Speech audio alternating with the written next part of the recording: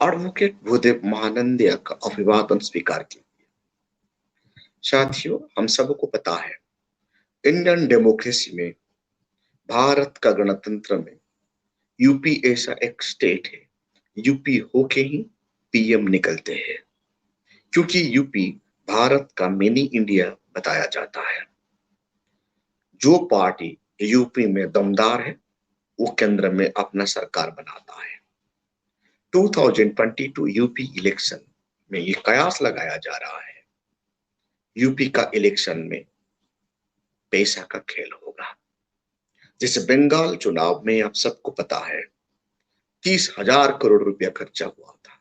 ये पैसा कहां से आता है? क्या ये कौन उगाता है? ये व्हाइट मनी या ये ब्लैक मनी है?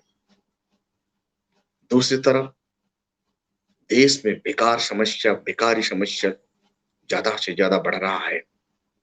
पेट्रोल का कीमत ज्यादा बढ़ रहा है, लोगों का ऊपर बोझ आ रहा है। उसके साथ साथ खाने का तेल, खाने पीने के सामान और गैस का रेट जितना बढ़ रहा है, ये लोगों को एक्सप्लॉइटेशन किया जा रहा है। साथियों, बंगाल इलेक्शन खत्म होते ही पेट्रोल का रेट बढ़ गया। फिलहाल वर्तमान परिस्थिति में ये कयास लगाया जा रहा है, यूपी चुनाव में एक सीट के लिए 500 करोड़ रुपया खर्चा होगा। मतलब 432 सीट, लगभग 2 लाख करोड़ रुपया यूपी इलेक्शन में खर्चा होगा। ये पैसा कौन खर्चा करेगा? किसका पास इतना पैसा है? क्या हमारा देश में इलेक्शन कमीशन इतना नालायक बन गया है? इतने पैसा फूकने के लिए इलेक्शन कमीशन कैसे इजाजत देता है? ये लोगों का पैसा या काला धन या व्हाइट मनी? क्योंकि ना 2 लाख करोड़ रुपया कतई ये व्हाइट मनी हो नहीं सकता। हम जब देखते हैं बूरा कमेटी का रिपोर्ट क्या कहता है? बूरा कमेटी का रिपोर्ट ये कहता है, there is a nexus between the politician and industrialist. आज भारतवर्ष में तमाम इंडस्ट्री, तमाम पीएसयू क्यों बेचा जा रहा है, प्राइवेट क्यों किया जा रहा है? प्राइवेटाइजेशन का मतलब विशेष पॉलिटिकल पार्टी को चंदा मिलना। चंदा उगाने के लिए हमारा देश का पीएसयू को बेचा जाता है। उसके बदले में कॉरपोरेट घराने के लोग विशेष पॉलिटिकल पार्टी को चंदा देते हैं। ये पॉलिटिकल पार्टी इलेक्शन पीरियड में अपना रुतबा दिखाता है, पैसा से खरीद फरोख्त करता है। आज का तारीख में भारतवर्ष में हर कोई पॉलिटिकल पार्टी को कंगाल बना चुके हैं। पॉलिटिकल पार्टी का पास में उतना पैसा नहीं है, विशेष एक पॉलिटिकल पार्टी को छोड़कर। जब आप बंगाल इलेक्शन देखेंगे, वहां प्रयोग किया गया था, लेकिन वो फेल हो गया। ममता बनर्जी का दबदबा के सामने बीजेपी वाले डाउन पड़ गए। लेकिन यूपी में एक सीट के लिए 500 करोड़ मतलब क्या है? मतलब ये है, जो पैसा भारत में एनपीए होता है, वो एनपीए का पैसा फिलहाल अभी एक रिपोर्ट मिला है 18,000 करोड़ रुपया मेहुल चोकसी, विजय माल्या का जब्त हुआ है और ये पैसा सीज हुआ है। वो पैसा आधा सेंट्रल गवर्नमेंट को दिया गया है और आधा बैंक को वापस किया गया है। हर साल भारतवर्ष में इतना एनपीए क्यों होता है?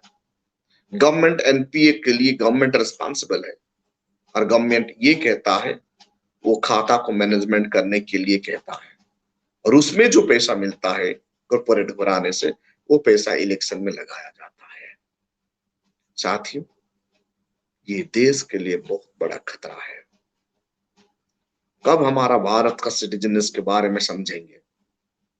पॉलिटिकल पार्टी तो पैसा छापने का मशीन नहीं है, तो उनका पास इतना पैसा कहां आता है? ये इनको हमारा लोग क्या समझेंगे, ब्लैक मनी या व्हाइट मनी?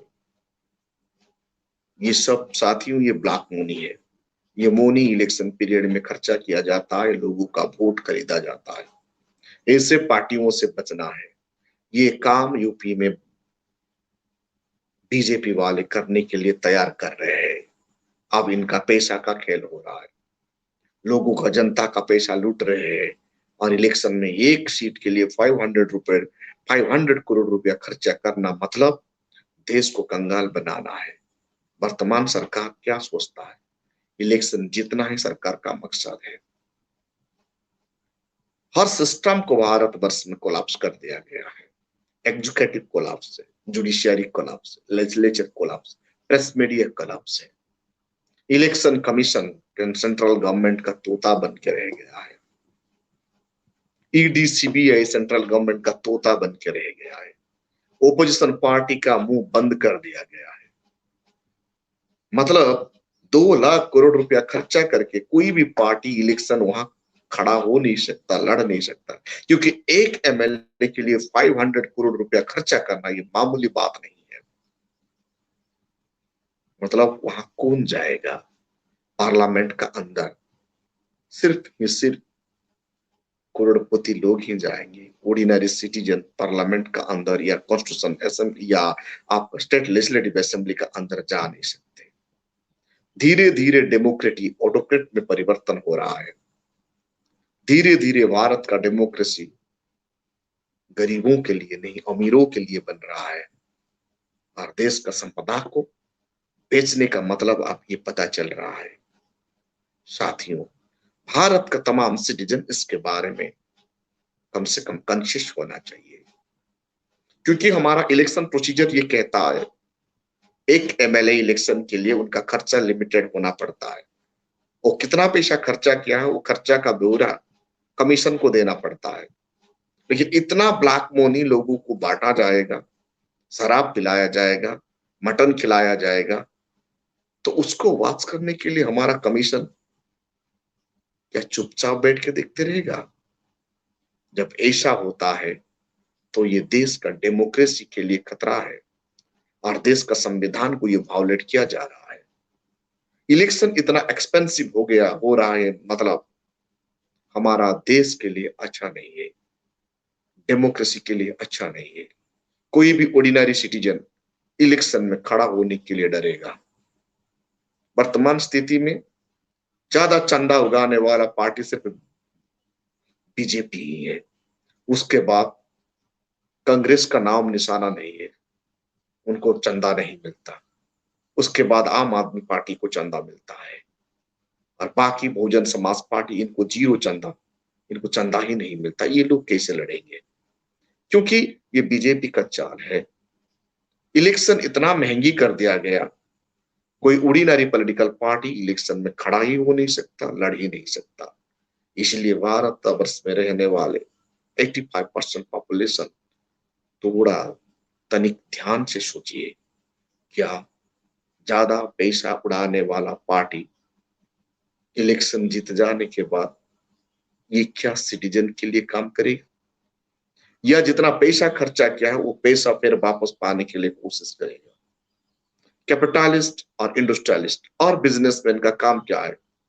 पैसा इन्वेस्टमेंट इसीलिए करते हो दोबारा पैसा वापस पाने के लिए।